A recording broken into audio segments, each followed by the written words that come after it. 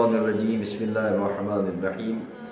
حضرت سلیمان فارسی کہتے ہیں کہ میں ایک دن نبی اکرم صلی اللہ علیہ وآلہ وسلم کے ہمراہ ایک درخت کے سائے کے نیچے موجود تھے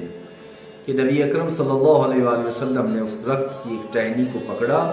اور ہلانے لگے اور اس درخت کے پتے زمین پر آنے لگے۔ تو اس کے بعد حضرت رسول خدا صلی اللہ علیہ وآلہ وسلم نے ارشاد فرمایا کہ حاضرین میں سے تم میں سے کوئی نہیں پوچھے گا کہ آخر میں نے ایسا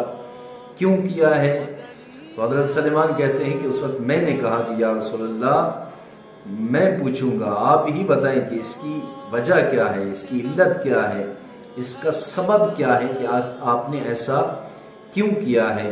تو اس وقت نبی اکرم صلی اللہ علیہ وآلہ وسلم نے ارشاد فرمایا کہ اے سلیمان سنو، جب بھی کوئی بندہ مسلمان نماز کے لیے کھڑا ہوتا ہے تو اس بندے کے گناہ یوں گرتے ہیں جیسے